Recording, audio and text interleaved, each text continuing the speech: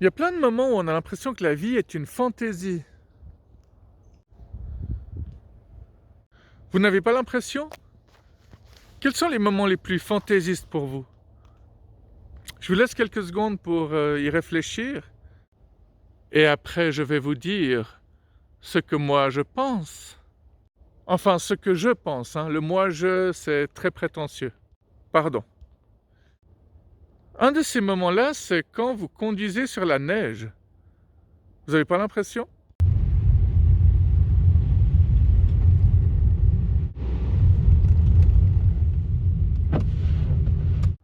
Ou alors est-ce que ça vous est arrivé de retourner sur votre lieu de travail pendant la nuit? Ou pendant la journée si vous y travaillez de nuit? Ou plus loin encore dans vos souvenirs, est-ce que ça vous est déjà arrivé de retourner à l'école pendant la nuit? Personnellement, ça m'est arrivé, mais c'était simplement pour pisser sur la porte d'entrée. Ne le dites à personne, hein.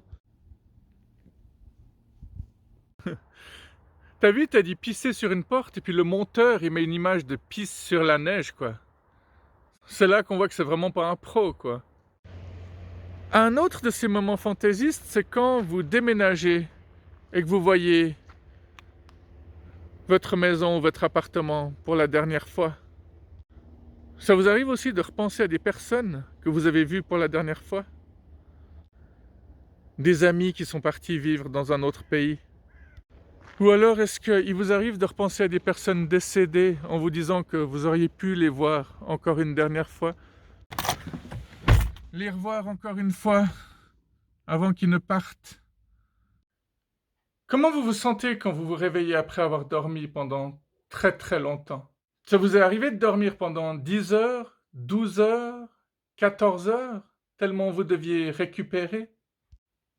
Ça vous arrive de vous demander si quelque chose s'est passé dans la réalité ou dans un rêve?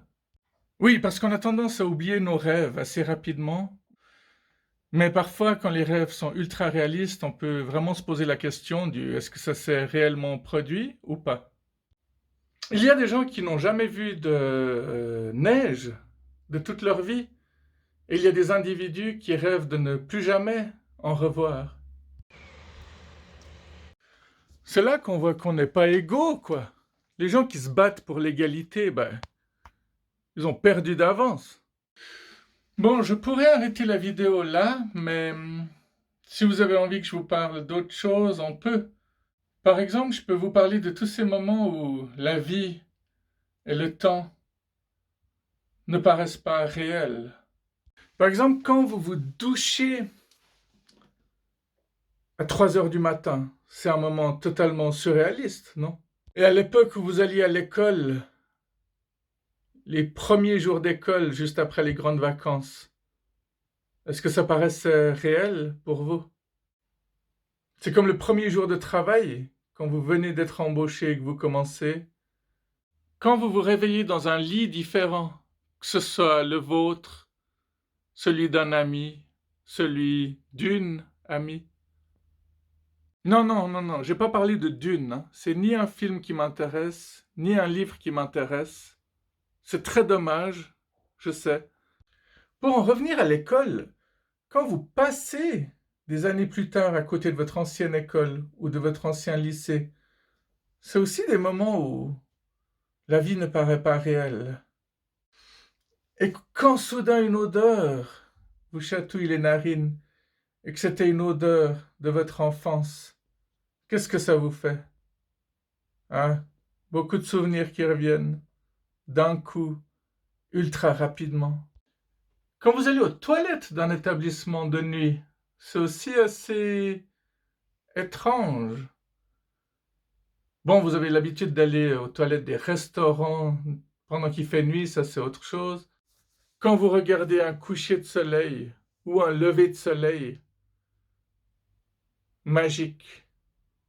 Et quand vous surplombez une ville, hein, vous êtes tout en haut d'une colline et vous observez une ville de nuit, vous voyez ces magnifiques lumières et vous vous mettez à rêver.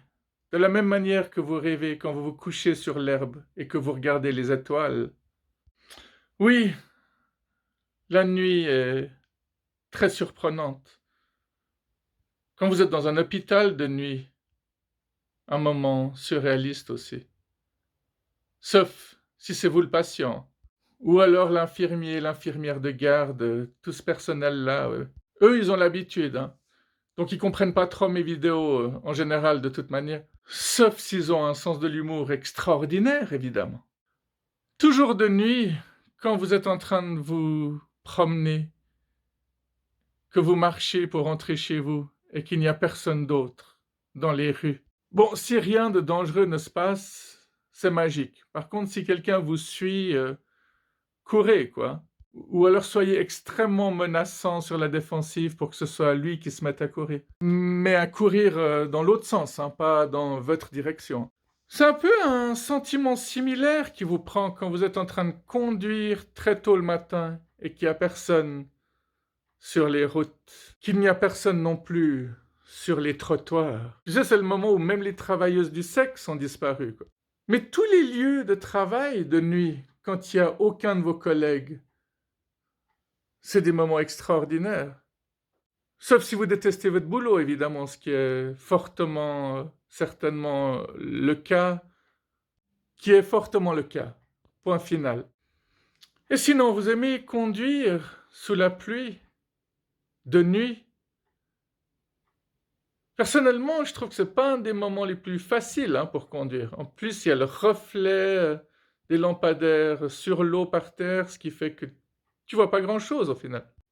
Mais si tu es en train de marcher en tant que piéton sous la pluie, de nuit, c'est nettement plus agréable, je trouve.